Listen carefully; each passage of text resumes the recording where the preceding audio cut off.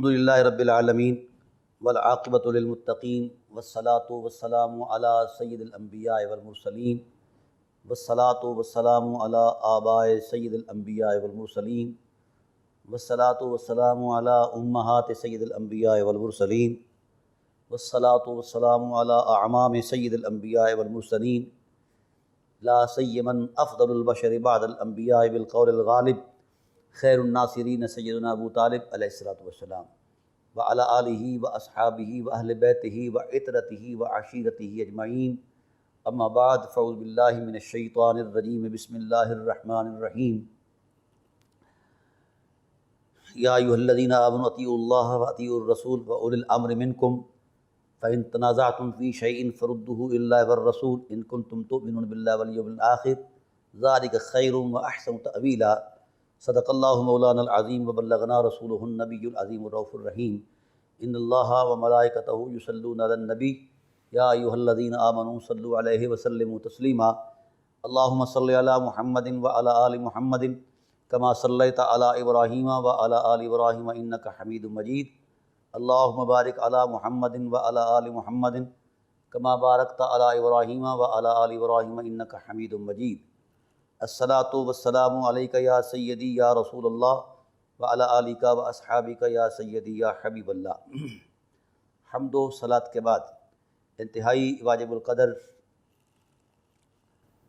حاضرین و ناظرین، بحمد اللہ تعالی ہماری سلسلہ وار گفتگو عشرہ محرم الحرام کے حوالے سے جاری و ساری ہے، اور قرآن کریم اور حسین کریم علیہ السلام کے حوالہ عظمت اور عصمت سے جاری اور ساری ہے۔ آج بھی انشاءاللہ اسی تسلسل کے ایک عنوان میں ہم اپنی محبت کا نذرانہ پیش کریں گے۔ دعا ہے اللہ تعالیٰ حق عرض کرنے کی توفیق نصیب فرمائے، حق سن کر سمجھ کر اس پر عمل کی توفیق رفیق نصیب فرمائے۔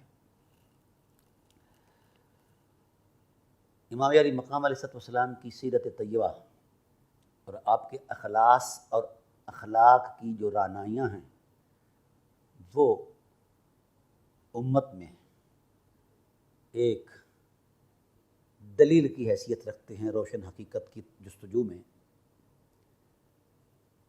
ہم جتنا حسین کے قریب ہوں گے اتنا قرآن کے قریب ہوں گے، اور جتنا قرآن کے قریب ہوں گے اتنا صاحب قرآن کے قریب ہوں گے، اور جتنا صاحب قرآن کے قریب ہوں گے اتنا ہی ہم رحمان کے قریب ہوں گے۔ میری پچھلی گفتگو کے اندر ایک تسلسل موجود تھا کہ کیا ربط ہے حسین کا قرآن سے معنی کے اعتبار سے اور عظمت کے اعتبار سے، لیکن تھوڑا سا آج میں مختلف ہو رہا ہوں اس حوالے سے۔ قرآن کریم بھی ایک عظمت ہے اور حسین کریم بھی ایک عظمت ہے۔ اب ہم ان کا کسی بھی حیثیت سے، کسی بھی اعتبار سے، کائنات کی کسی حقیقت سے تقابلی جائزہ لیں تو بنتا نہیں ہے۔ اس کی وجہ یہ ہے کہ جس طرح قرآن کی مثال کوئی نہیں، میرے حسین کی بھی مثال کوئی نہیں ہے۔ وجہ آپ قرآن کریم کی آیات میں اتر کر دیکھیں اور مقاصد قرآن اور آیات قرآنیہ کے مصادیق میں اتر کر دیکھیں تو بہت کچھ آپ کو اس انداز میں نظر آئے گا جس کی مثال کائنات میں نہیں ملتی۔ اور پھر سیرت حسین کے اندر اتر کر دیکھیں تو آپ کو بھی امام علی مقام علیہ السلام کے مد مقابل کوئی شخصیت نظر نہیں آئے گی۔ یہ بات میرا خیال نہیں، دلیل دین کی روشنی میں بیان کر رہا ہوں۔ حقیقت خود واضح ہے، کائنات کے کسی شخص کے اندر اس وقت تک یا پہلے کوئی ایسی قوت موجود نہیں جو ترازو کر پائے امام علی مقام کا یا قرآن کریم کا۔ رسول اللہ صلی اللہ علیہ وآلہ وسلم نے قرآن میں اتر کر اس کی حکمت کی عظمت کو دیکھا۔ قرآن ان کے قلب منور پر نازل ہوا، اور قرآن اور امام علی مقام علیہ السلام کی ذات والا صفات جو معنی قرآن ہیں وہ۔ اب ان تعینات کے سارے تسلسل میں ہم کسی مذہب کا سہارا نہیں لے رہے، کسی قول کا سہارا نہیں لے رہے۔ جو ترازو کیا جاتا ہے، تقابلی جائزہ لیا جاتا ہے شخصیت کا شخصیت سے اور کتاب کا کتاب سے، آج ہوتا رہتا ہے کتابوں کا، یہ بھی تو کتاب ہے، لیکن اللہ وحدہ لا شریک نے اس کتاب کی حرمت میں ایک گواہی دی ہے خدا ہو کر۔ فرمایا لا یأتیہ الباطل من بین یدیہ ولا من خلفہ تنزیل من حکیم حمید۔ کوئی باطل اس میں نہ دائیں سے داخل ہو سکتا ہے، نہ بائیں سے، نہ اوپر سے، نہ نیچے سے۔ کیوں نہیں؟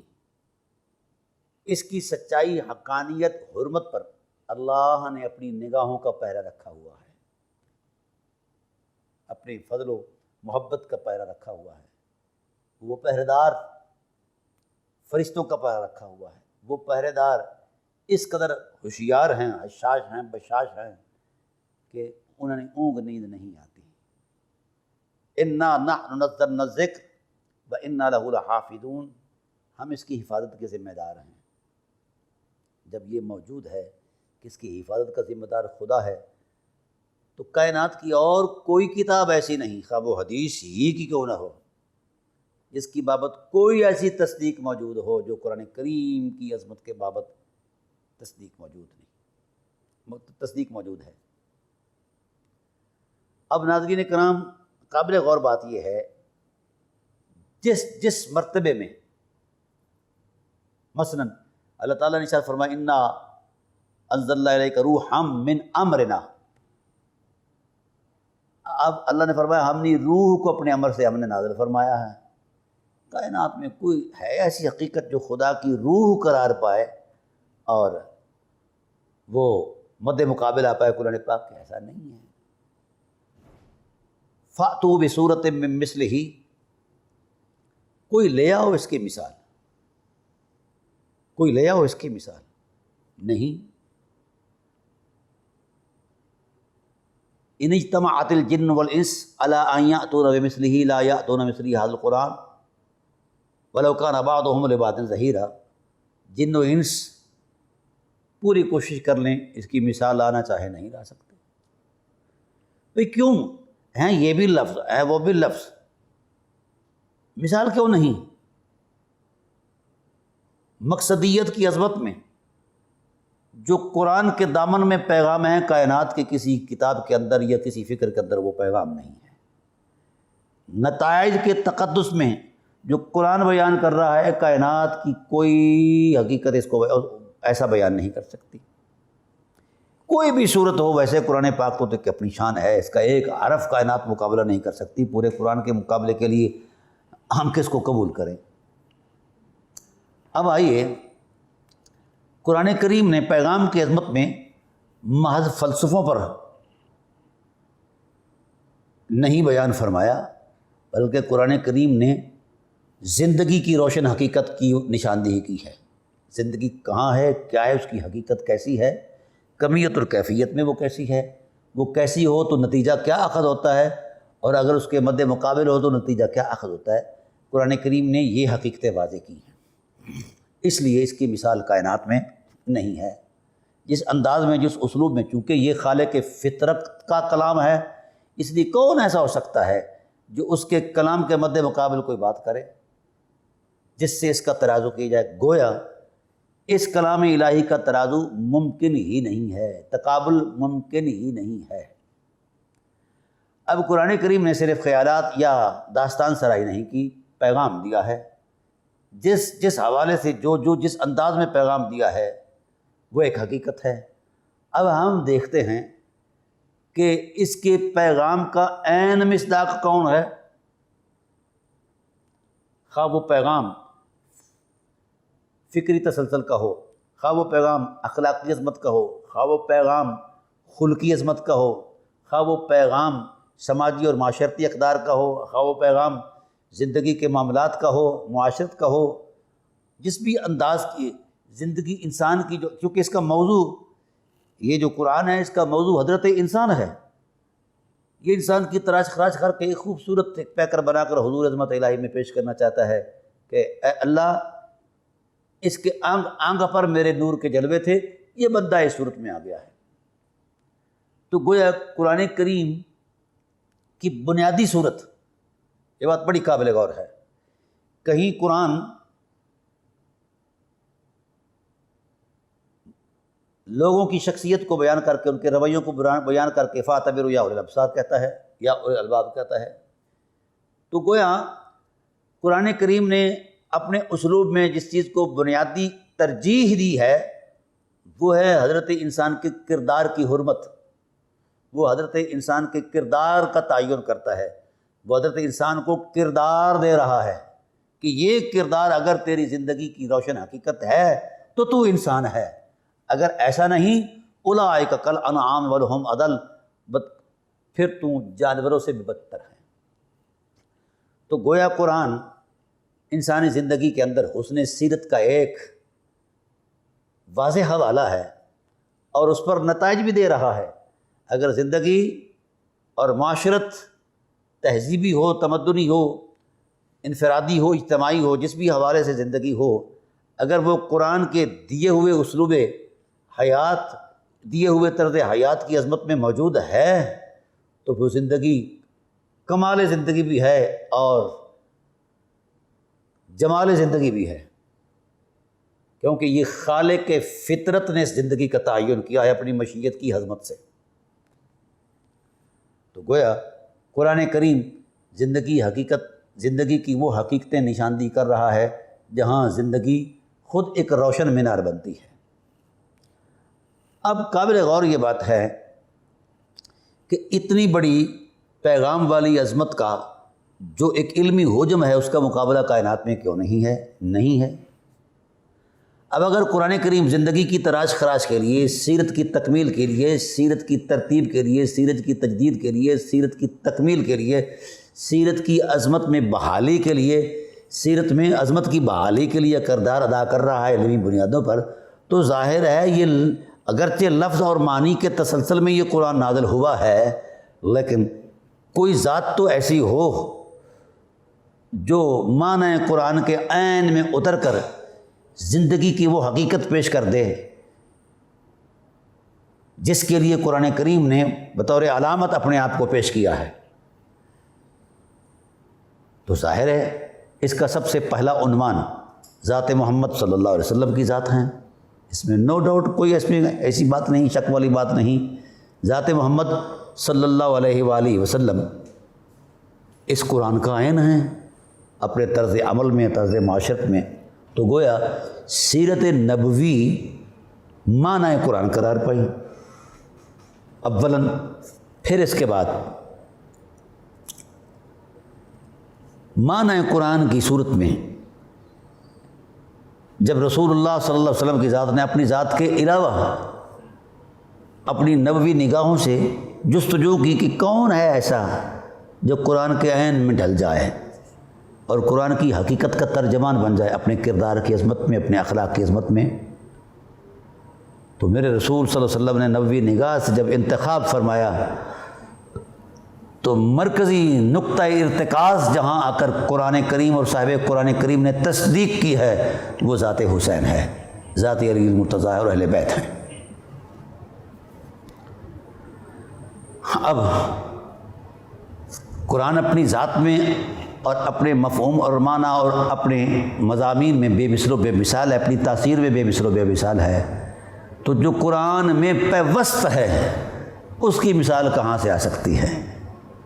تو قرآن بھی اپنی ذات میں بے مثل و بے مثال ہے، اور جب آنا قرآن کی عظمت میں اتر کر قرآن کریم کی آیات اور مشیت الہی کے تقاضوں کا عین بن کر خود کو پیش کر رہا ہے، اس کی بھی مثال کوئی نہیں ہے.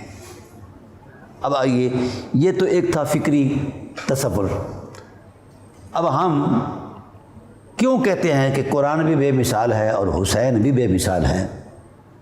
وجہ یہ ہے ہم اپنے خیال کی عظمت میں اتر کر یہ باتیں نہیں کرتے، اور خیالی باتیں خیالی ہی ہوا کرتی ہیں جب تک کسی کے خیال میں جمال قرآن کی عظمت مؤثر نہ ہو تو وہ خیال ہوتا ہے، اس کی کوئی حقیقت نہیں۔ اگر اس خیال کی عظمت میں قرآن کا نور مؤثر ہے تو وہ خیال نہیں، وہ زندگی کا جمال ہے۔ ہم نے جس نقطے سے آغاز کیا تھا کہ قرآن کی بھی کوئی مثال نہیں اور حسین کی بھی کوئی مثال نہیں، اہل بیت نبوت کے کسی بھی فرد کی کوئی مثال نہیں ہے کائنات میں۔ وجہ کیا ہے؟ ایک سادی وجہ تو یہ سمجھ میں آتی ہے کہ قرآن ان سے جڑا ہوا ہے، ان کے اندر کوئی لطافت فطرت موجود ہے تو قرآن نے ان کو اپنا مسکن بنایا ہے۔ اگر ان کے اندر یہ چیزیں نہ ہوتی تو قرآن ادھر کہاں ٹھہرتا، کسی نہ کسی وقت الگ ہو جاتا۔ تو گویا قرآن کا قیامت تک بعد قیامت بھی ان سے الگ نہ ہونا اس بات کی عملی تصدیق ہے کہ یہ قرآن کے بھی محبوب ہیں، کیونکہ قرآن ان سے پیوست ہو گیا ہے۔ رہا یہ نفوس قدسیہ تو میرے رسول نے فرمایا یہ بھی قرآن سے پیوست ہو گئے ہیں۔ اب ان کے لیے کوئی الگ سے کوئی ذاتی شناخت نہیں ہے، کسی اور ٹائٹل کے تصور میں اور کوئی شناخت نہیں، ان کی شناخت قرآن ہے، یہ قرآن کی شناخت ہے۔ تو یہ دونوں حقیقتیں جو ایک دوسرے کی شناخت ہیں، تو کسی بھی حوالے سے بھی کسی بھی حقیقت کی کوئی کائنات میں مثال نہیں ہے۔ اب آئیے ہم فکری فلسفے سے ہٹ کر بھی بات کرتے ہیں۔ میرے رسول نے جب فرما دیا کہ ان کی مثال کوئی نہیں، فرمایا انی تارکم فیکم الثقلین، یہ اتنی عظمت والی ہیں کہ ان کے مد مقابل کوئی بھی صاحب عظمت نظر نبوت میں نہیں آیا۔ نگاہ نبوت میں ہر عظمتیں اپنا ایک مقام رکھتی ہیں، لیکن ثقلین کے تقدس میں جس کو بیان فرمایا گیا ہے، میں کائنات کہ پوری کائنات کے اہل علم سے ایک گزارش کرنا چاہتا ہوں، اس حکمت کی حرمت کو رسول جانتا ہے یا خدا جانتا ہے؟ اگر رسول کا یہ فیصلہ صلی اللہ علیہ وسلم کا فرط جذبات پہ ہوتا تو قرآن فوراً اس کی تصحیح کرتا کہ غلط ہے، اصل میں یہ نہیں یہ ہے۔ تو جب قرآن کریم نے بھی اس عمل کی تصدیق فرما دی ہے تو پیچھے کیا رہ گیا ہے؟ تو جب یہ کہہ رہا ہے خود رسول صاحب قرآن صلی اللہ علیہ وسلم، انی تارکم فیکم الثقلین، تم میں دو عظمت والی چیزیں، اگر رسالت کے سامنے ان عظمتوں کے مد مقابل کسی اور عظمت کا تصور یا امکان موجود ہوتا تو رسول اس کی بھی نشاندہی کر دیتے کہ یہ عظمت جو ہے اس کے مد مقابل ہے اور یہ عظمت اس کے مد مقابل۔ نگاہ رسالت میں قرآن کے مد مقابل کوئی کتاب اس کی ہم مثل نہیں ہے، ورنہ ثقلین کے تصور میں رسول کہیں اس کی بھی نشاندہی کر دیتے۔ سیم ایسے ہی اہل بیت نبوت امام علی مقام علیہ السلام کو بھی ثقلین کے تصور میں پیش کیا گیا ہے۔ اگر ان کے مد مقابل کائنات کی کوئی شخصیت ہوتی تو ظاہر ہے صاحب منصب نبوت جو ہے وہ لگی لپٹی باتیں نہیں کرتے، وہ ایسی حقیقت کی باتیں کرتے ہیں کہ حقیقت خود تبسم کنا ہو جایا کرتی ہے۔ تو رسول کی نگاہ میں حسین کے علاوہ کوئی ایسا شخص نہیں ہے کائنات میں جو ثقلین کے تصور میں خود کو پیش کر پائے۔ اہل بیت نبوت علیہم الرضوان کے تمام نفوس قدسیہ ایک جہت حرمت میں اس طرح سامنے آئے کہ یہ ثقلین کے جملے کا معنی اور مصداق قرار پائے۔ ایک ثقل جو ہے یہ قرآن ہے اور دوسرا یہ ہے، اور دونوں میں باہمی ربط یہ ہے کہ ان میں کوئی جدائی کر سکتا نہیں ہے، یہ باہمی ایک دوسرے کی تصدیق ہیں۔ یہ علمی تصدیق ہے قرآن اور یہ عملی تصدیق ہے قرآن پاک کی، اور ایک دوسرے میں ایسے مربوط ہے کہ کہیں ان میں جدائی کا تصور اور امکان ممکن نہیں ہے۔ تو اب آئیے، اب یہ بات کہنے میں فقیر حق بجانب ہے، نہ قرآن کی کوئی مثال ہے کائنات میں، نہ میرے حسین کی کوئی مثال ہے کائنات میں۔ اگر کسی کے پاس کوئی مثال ہے تو پیش کرے، جس کو رسول اللہ صلی اللہ علیہ وسلم کی ذات نے اس تصور عظمت میں بیان فرمایا نہیں ہے، ذخیرہ علم میں نہیں ہے، اسلام کے پورے ذخیرہ علم میں، وہ پورے وثوق سے عرض کر رہا ہوں۔ اگر ثقلین کے تصور میں کوئی اور شخص موجود ہے تو وہ مہربانی کر کے صاحب علم میری میری اصلاح فرما دیں تاکہ میں اپنے اس زاویہ نظر سے تائب ہو کر اس صاحب علم کے زاویہ نظر کی تقلید کروں۔ پھر جب رسالت نے ان کو ثقلین کہہ دیا اور پھر ساتھ یہ بھی فرمایا احدہما اکبر من الآخر، یہ ایک دوسرے سے عظمت میں بڑھ چڑھ کر ہیں، تو ترازو کہاں سے لائے گی امت قرآن کریم کے تقدس کو، اس کے علمی، روحانی اور اس کی عظمت والے جغرافیوں کو پمائش کرنے کے لیے کہاں ترازو لے آئیں گے؟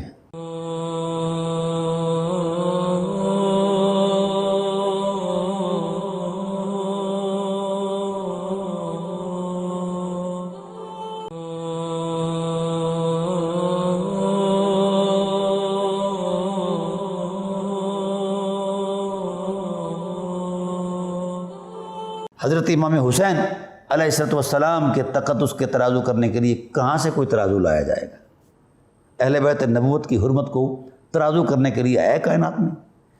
اگر ان کا توازن اور ترازو جائز ہوتا تو رسول نشاندہی فرما دیتے کہ اس کا یہ ہے، اس کا یہ ہے، اس کا یہ ہے۔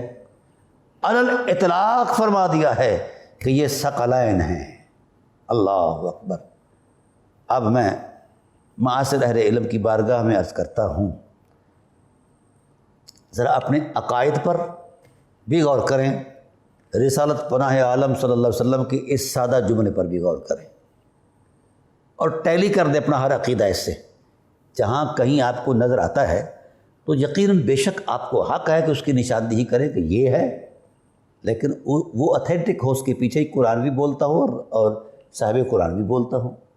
اب قرآن بھی یہ حقیقت بیان کر رہا ہے اور صاحب قرآن صلی اللہ علیہ وسلم نے بھی یہ حقیقت بیان فرمائی ہے، تو گویا جب رسول کے ہاں کائنات کی کوئی حقیقت ان کے مد مقابل نہیں ہے تو پھر اہل علم کو کس نے حق دیا ہے کہ وہ ترازو پکڑ کے فلاں فلاں سے افضل ہے؟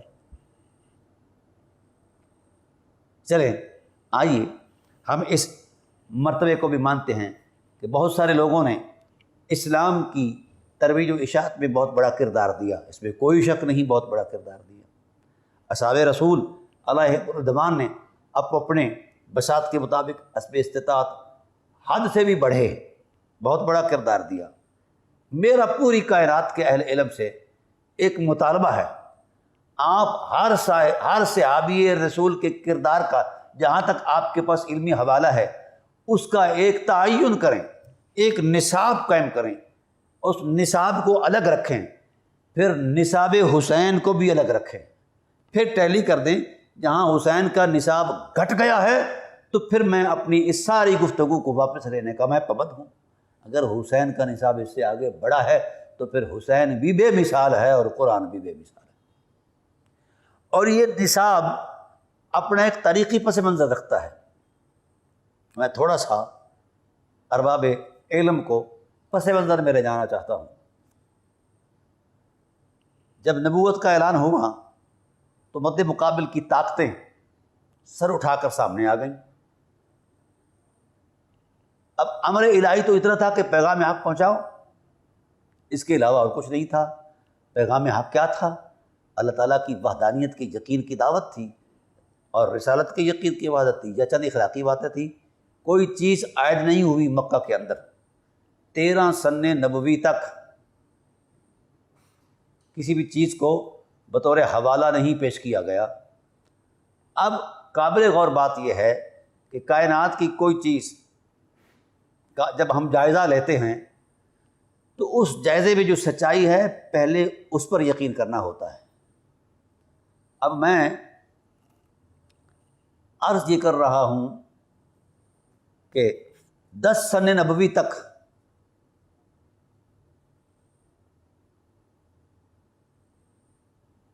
اسلام کی حمایت میں اور اسلام کی عظمت میں جو کردار ملتا ہے وہ کس کا ملتا ہے؟ تو آپ کی تاریخ بالخصوص اہل سنت والجماعت کے کتب کے اندر جو ذخائر ملتے ہیں اس حوالے سے 10 سن نبوی تک نصرت رسول، حمایت رسول، محبت رسول اور عظمت رسول کے یقین کی عظمت میں جو کچھ بھی ملتی ہیں اس میں جو کائناتی اعتبار سے جو سب سے پہلا اسوہ ملتا ہے وہ سید بطحہ افضل البشر بعد الانبیاء بالقول الغالب خیر الناصرین سیدنا ابو طالب علیہ السلام کی ذات والا صفات ہے۔ آپ آئیے، ہے تو وہ 10 سال کا ریکارڈ جو اعلان نبوت کے بعد معاملہ درپیش آیا، اس سے پہلے کا جو 40 سال کا ریکارڈ ہے وہ الگ ہے، کیونکہ یوم ولادت مصطفیٰ صلی اللہ علیہ وسلم سے لے کر آخری سانس تک جس ذات نے رسول اللہ صلی اللہ علیہ وآلہ وسلم کی حفاظت فرمائی وہ ذات ابو طالب علیہ السلام کی ذات والا صفات ہے۔ اب میں پیش کرتا ہوں، چلیے یہ 50 سال کا جو ٹائم پیریڈ ہے اس کے اندر ہم نے کردار کے اس پورے سینیریو کو دیکھنا ہے، کردار کے پورے تشخص کو دیکھنا ہے۔ 50 سال پر مشتمل وفا، ایثار، محبت اور شفقت اور قربانی کی عظمت میں جو کردار کا تعین کرتا ہے، آپ کی تاریخ کرتی ہے، آپ کا مذہب کرتا ہے، اس کردار کو ایک طرف رکھیں، پھر ہر شخص کے الگ الگ کردار کا تعین کریں،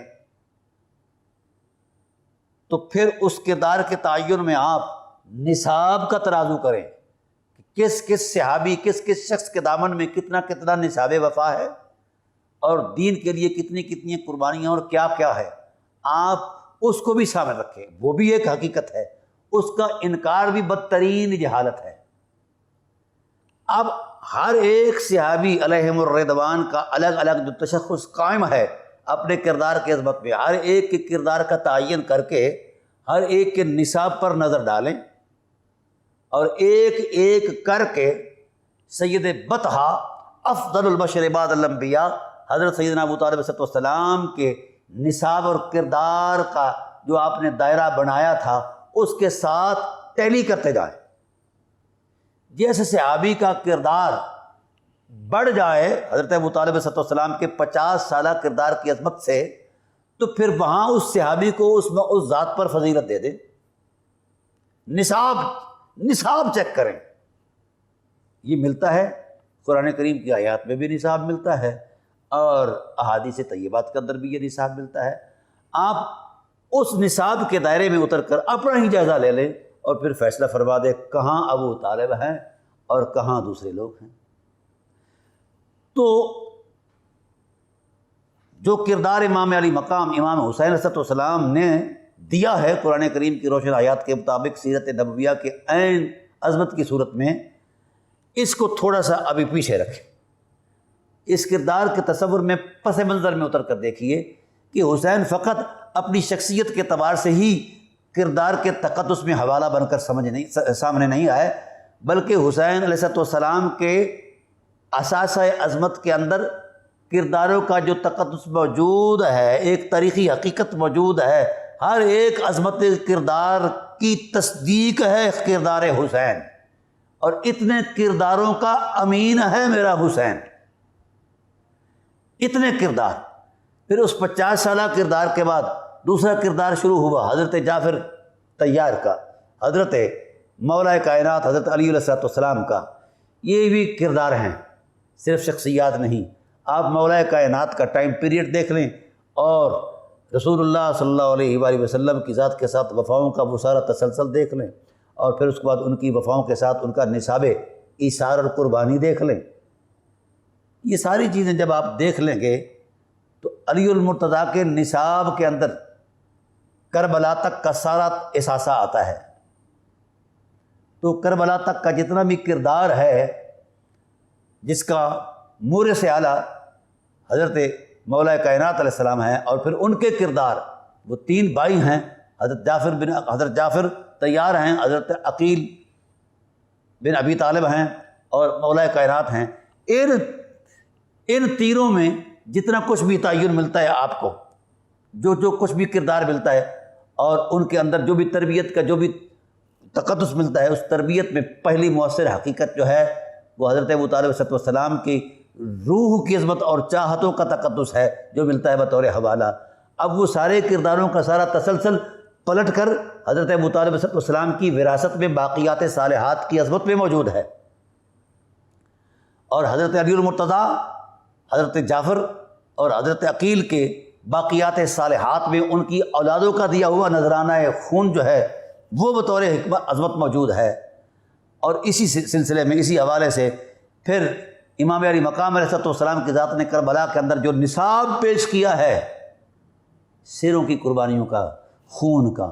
اب آئیے ایک طرف آپ تھوڑا سا اثاثہ ایک گٹھڑی میں سنبھال لیں، اس میں چاندی ہے، سونا ہے، لکڑ ہے، پتھر ہے، کچھ بھی ہے جو رسول کو بطور خدمت پیش کیا گیا ہے۔ ایک طرف وہ حقیقت ہے اور ایک طرف سید المعصومین حضرت امام اصغر علیہ السلام کے خون کے قطرے کی حرمت موجود ہے۔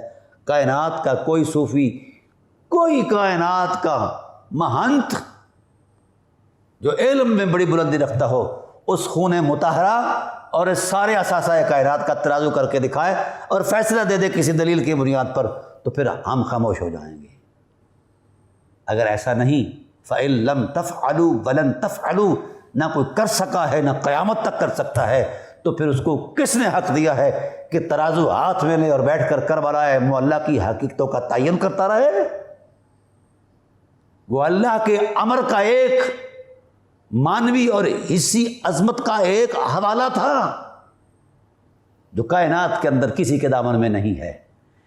تو ایک حسین علیہ السلام کی یہ جو ساری چیزیں ہیں، حقائق ہیں، جو قربانیاں ہیں، کتنے نفوس قدسیاں ہیں جن کے لاشوں کو اٹھا کر میرا حسین لایا ہے۔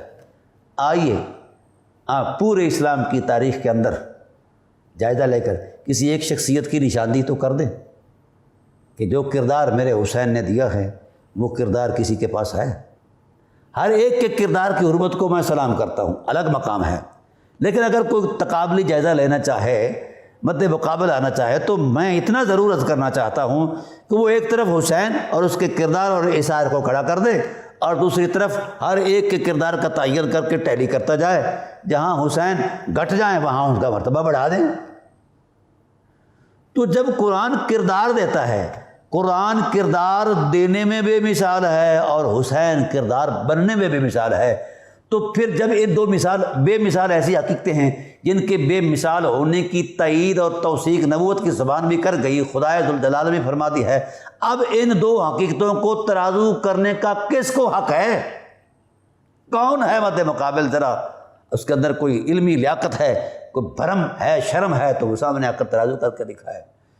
بھئی میں اور آپ مل کے حسین کے کردار کا تعین نہیں کر سکتے تو اس کا ترازو کیسے کر پائیں گے؟ اس لیے قرآن ہونے میں بے مثال ہے اور حسین معنی قرآن ہونے میں بے مثال ہے۔ یہاں تک تو ایک سرسری جائزہ تھا جو میں پیش کر چکا ہوں، اس لیے میں اہل سنت کے خاص کر علماء سے کہتا ہوں کہ اہل بیت نبوت کا ترازو کسی سے نہ کیا جائے۔ قرآن کریم اپنے قرآن ہونے میں بے مثال ہے اور میرا حسین ہونے میں بے مثال ہے۔ تو ہم نے تھوڑا سا تاریخی پس منظر میں اتر کر یہ بات سنائی ہے، وہ اس لیے کہ امام علی مقام علیہ السلام کا وجود فقط وہی تک نہیں ہے جو یہاں تک ہم نے سمجھا ہے، وہ بڑی عظیم قدروں کی امین ٹھہرے ہیں۔ حضرت ابو طالب علیہ السلام کی جو اقدار عظیمت تھی ان کے امین بھی حسین ہیں، اور حضرت علی علیہ السلام کی جو اقدار عظیمت تھی ان کے امین بھی حسین ہیں، اور پھر صاحب رسالت صلی اللہ علیہ وآلہ وسلم کی جو عظیمت معاب کردار عظیمت تھے ان کا امین بھی میرا حسین ہے۔ تو جس وجود اقدس کے اندر اتنی حرمتیں اور عظمتیں جمع ہو جائیں، وہ مخزن قرار پائیں، اس کی مثال کہاں سے لائیں گے؟ اس لیے میرے رسول صلی اللہ علیہ وآلہ وسلم نے نبوی زبان سے ارشاد فرمایا تھا، الحسین منی و انا من الحسین، حسین مجھ سے ہے اور میں حسین سے ہوں۔ یعنی یہاں خود رسالت پانے عالم صلی اللہ علیہ وسلم کی ذات نے دوئی کے تصور کو ہی ختم کر دیا ہے۔ تو میں گزارش کر رہا ہوں کہ آج مذہبی فضا کے اندر یہ جو ترازو پکڑے ہوئے ہیں ہم نے، یہ تراشے ہوئے تصورات دین قائم کیے ہوئے ہیں، اور گھر بیٹھ کر ہر بندہ اپنے نقطہ نظر اور مکتبہ فکر کا ایک حوا بنا کر بیٹھا ہے، اور اپنی لفظوں کی جلالت کا روب ڈال رہا ہے. ذرا ہوش کے ناخن لیں. اس سے امت کی کوئی بھلائی نہیں رکھی. اس میں خدا نے جب ترازو نہیں کیا اس حوالے سے، رسول خدا صلی اللہ علیہ وسلم نے ترازو نہیں کیا، اور اصحاب رسول علیہم الرضوان نے بھی خود سے ترازو اہل بیت رسول سے نہیں کیا، تو پھر یہ مولانا صاحبان کو کس نے حق دیا ہے کہ وہ ممبروں پر بڑے بڑے گرجدار آوازوں میں بازو لہرا کر چیخ کر کہیں کہ فلاں سب سے افضل ہے، فلاں سب سے افضل ہے؟ تو یہ فضیلتیں آپ نے دینی ہیں یا میں نے دینی ہیں؟ خدا ذوالجلال نے دی ہوئی ہیں. اصل صورت کیا ہے؟ وہ اسلام کے اندر شکل و صورت، شباہت یا دوسرے عوارض جو ہیں یہ معیار نہیں ہیں، کردار معیار ہے. تو اگر ایسا کرنا ہی ہے، نہ کبھی اہل بیت سے اصحاب رسول علیہم الرضوان نے خود کو ترازو کیا ہے، نہ اہل بیت علیہم الرضوان نے کبھی کسی سے خود کو ترازو کیا ہے. جب وہاں یہ تصور ہی نہیں ہے، نہ کسی کے پاس کوئی حوالہ ہے، میں اور آپ چار لفظ دیکھ کر بیٹھ کر اپنا جائزہ لیتے رہتے ہیں، تو ہم اپنی اوقات میں رہیں.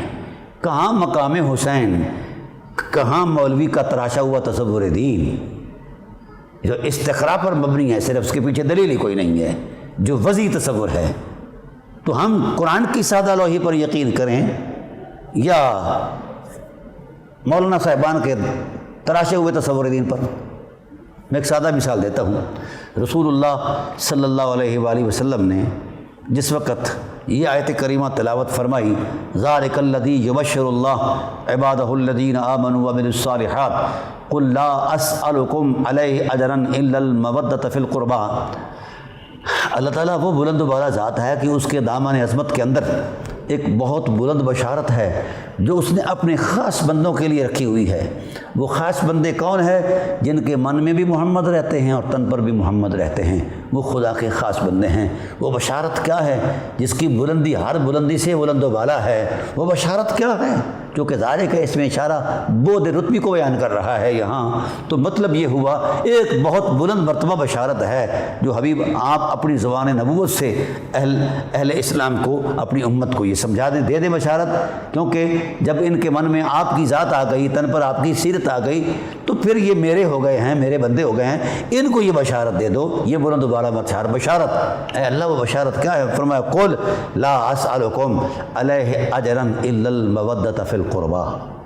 تم پر اور کوئی سوال نہیں ہے، تم سے اور کوئی تقاضا نہیں ہے، صرف ایک بات کا سوال. خدا خود خدا ہو کر اس بات کا ارشاد فرماتا ہے. ہم یہاں ارشاد کا معنی، سوال کا معنی ارشاد کر لیں گے تاکہ کوئی علمی گرفت جو ہے وہ مد مقابل نہ آ پائے. خدا ذوالجلال کا حکم یہ ہے، یا یوں ہی رسالت پناہ عالم صلی اللہ علیہ وآلہ وسلم کا حکم یہ ہے، چونکہ مد مقابل جو مخاطب ہیں وہ امت ہیں، امت سے تو رسول بھیک نہیں نہ مانگتا، یہ اس کی شایع نشان نہیں، نہ ہی امت سے خدا بھیک مانگتا ہے. چونکہ یہ مشیت الہی میں یہ بات طے تھی، اللہ نے اپنی مشیت کا اظہار اپنے رسول پر کیا ہے. گویا اس کا بنیادی محرک جو ہے وہ ذات حق ہے. تو اب اللہ تعالیٰ کی ذات پر ہم یہ بات کریں کہ اس نے بھی مانگا ہے، تو یہ اس کی شایع نشان نہیں، وہ تو صاحب عطا ہے، وہ کیسے مانگتا ہے؟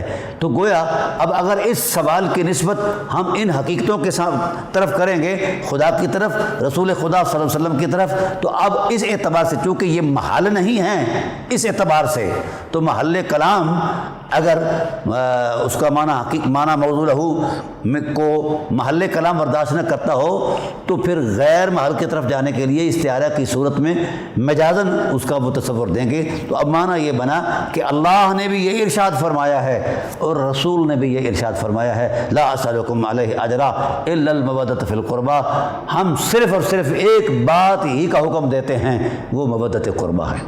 اب میرا سوال یہ ہے کہ جس وقت یہ قرآن رسول اللہ صلی اللہ علیہ وآلہ وسلم نے سنایا، تو اصحاب رسول نے اسی ہی مرتبے پر عرض کر دی کہ یا رسول اللہ کہ وہ کون مقدس لوگ ہیں جو آپ کے قرابت دار ہیں، جن کی محبت ہم پر واجب ہے؟ تو میرے رسول نے فرمایا وہ میرے اہل بیت ہیں، حسنین کریمین ہیں، ان کی اماں ہیں، ان کا بابا ہے. اب قابل غور بات یہ ہے، اصحاب رسول علیہم الرضوان نے جب قرآن کی تفسیر میں استفسار کیا ذات رسالت سے، تو اس تفسیر میں جس اسلوب کو انہوں نے اپنایا ہے، کیا امت کے پاس بھی وہ موجود ہے؟ کیا مولانا صاحب کے پاس بھی وہ موجود ہے؟ یہ چیزیں ہم زیادہ بہتر جانتے ہیں یا اصحاب رسول علیہم الرضوان زیادہ جانتے ہیں؟ وہ کہتے ہیں، انہوں نے کہا وجبت علینا المرء و قرابتک، وہ آپ کے کون سے قریب تر لوگ ہیں کہ وجبت علینا المودہ، ہم پر ان کی مودت کو واجب کر دیا گیا ہے۔ اب میرا سوال آج کے اہل علم سے یہ ہے کہ صحابہ کرام نے تو اس مضمون کو اپنے آپ پر واجب قرار دیا ہے، کیا ہم بھی واجب سمجھتے ہیں؟ اگر ہم واجب سمجھتے ہیں تو جس ذات والا صفات کی جن نفوس قدسیہ کی محبت صدیق اکبر پر واجب ہو، فاروق اعظم پر واجب ہو، عثمان غنی پر واجب ہو، مولا کائنات پر واجب ہو، یا دیگر اصحاب رسول پوری امت پر واجب ہو، تو کیا خیال ہے ہم جن کی محبت ہم پر واجب ہے، ہم میں سے کون ایسا ہے جو ان کے مد مقابل کھڑا ہو سکے؟ تو اس لیے ترازو کرنے کا کسی کو حق نہیں ہے۔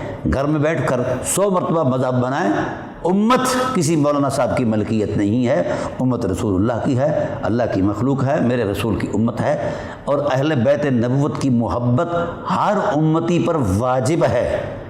جو اس وجوب کو نیچے کر کے کسی اور مرتبے میں لے آئے، خواہ وہ عملاً لے آئے خواہ وہ اعتقاداً لے آئے، وہ تجدید ایمان کرے، توبہ کرے کہ اس نے قرآن کریم کے مقتضا کے ساتھ اپنے آپ کو ٹکرایا ہے۔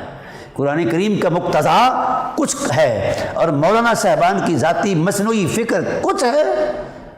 جن نفوس قدسیہ کی محبت اتنے بڑے اکابر اصحاب رسول پر واجب ہے، تو پھر کب ترازو ہم کریں گے، کیسے کریں گے؟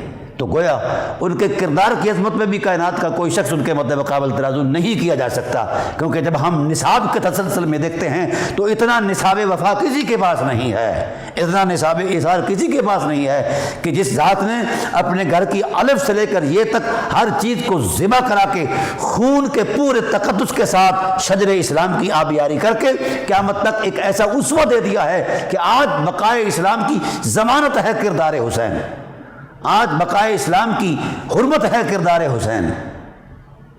تو پھر کس منہ سے ہم ان کا ترازو کرتے ہیں؟ کبھی کسی سے کوئی ترازو، کبھی کسی سے کہ ہم فلاں طبقے سے تعلق رکھتے ہیں، ہم جی اہل تشیع ہیں۔ بھائی ہم اہل تشیع ہیں اس لیے ہم اس کو اس سے زیادہ فضیلت میں آپ سمجھتے ہیں، ہم اہل سنت ہیں، ہم اس کو اس سے زیادہ صاحب فضیلت بنتے ہیں۔ تم جو بھی ہو گھر میں رہو، کیا حیثیت ہے تمہاری؟ تم کون ہوتے ہو؟ دین کے وقار کے ساتھ کھیلنے والے، دین کی حرمت کا مذاق اڑانے والے، اور دین کے اندر جو قرآن کریم کی جو روشن حقیقت ہے اس کے مد مقابل والے، تمہاری حیثیت کیا ہے؟ پہلے میں یہ گزارش کرتا ہوں اہل علم سے کہ اپنے ڈومین میں رہیں۔ اہل بیت نبوت کی حرمت کسی کے باپ کی مرہون منت نہیں ہے، اہل بیت نبوت کی حرمت قرآن کی ہر آیت کے اندر مضمون بن کر موجود ہے اور شعار بن کر موجود ہے، وقار بن کر موجود ہے۔ قرآن سے ترازو کر رہے ہو لوگوں سے، قرآن کریم کا ترازو کر رہے ہو، رسالت کا ترازو کر رہے ہو۔ کیا میرے رسول نے فرمایا نہیں الفاطمۃ بضعۃ منی، رسول میرا نبوت کا جگر کا ٹکڑا ہے؟ تو بولیے ایک طرف نبوت کا جگر رکھ دیں، دوسری طرف پوری امت رکھ دیں، بولیے امت میں سے کوئی ایسا غیرت مند ہے جو اس بات کو پسند کرے گا کہ میں تقابل میں تولا جاؤں کہ میں رسول کا جو جگر ہے اس سے فضول تر ہو جاؤں یا افضل ہو جاؤں؟ کون ہے ایسا غیرت مند؟ کسی کے پاس نہیں یہ جرت، نہ کوئی کر سکتا ہے، نہ اکابر اصحاب رسول نے ایسا کیا ہے، نہ کرنا چاہیے، نہ اس میں امت کی کوئی بھلائی ہے۔ اہل بیت ہیں، اصحاب رسول ہیں۔ تو یہ اپنی وضع کردہ اصطلاحات، طرز اور اپنے اپنے نعرے یہ مصنوعی تصورات علم سے تعلق رکھتے ہیں، فطرت کے ساتھ ان کا کوئی تعلق نہیں ہے۔ فطرت وہی ہے جس کی نشاندہی قرآن کر رہا ہے، قل لا اسألکم علیہ اجرا الا المودۃ فی القربى، یہ قرآن کی حرمت ہے۔ اور انما یرید اللہ لیذھب عنکم الرجس اہل البیت ویطہرکم تطہیرا، یہ قرآن کریم کا دعویٰ ہے، یہ قرآن کریم کا حکم ہے۔ اور پھر ساتھ یہ بھی فرمایا وَلَنَبْلُوَنَّكُمْ بِشَيْءٍ مِّنَ الْخَوْفِ وَالْجُوعِ وَنَقْصٍ من الاموال والانفس والثمرات وبشر الصابرین الذین اذا اصابتهم مصیبہ قالوا انا للہ وانا الیہ راجعون۔ اس کمال اور مصداق کے کمال انتہا پر جو وجود نظر آتے ہیں یہی نفوس قدسیہ نظر آتے ہیں۔ تو پھر جب قرآن ان سے الگ نہیں، یہ قرآن سے الگ نہیں، تو جو ان کا ترازو کرتا ہے وہ قرآن کا ترازو کرتا ہے۔ تو امت میں سے کسی کو کوئی حق نہیں کہ وہ قرآن کریم کا اور مقتضائے قرآن کا کسی عام شخصیت سے یا اہم شخصیت سے ترازو کرے، کوئی حق نہیں، نہ اس کی کوئی حقیقت ہے۔ اللہ تعالی ہمیں اہل بیت نبوت کی محبت کی نعمت عطا فرمائے۔ وما علینا الا البلاغ۔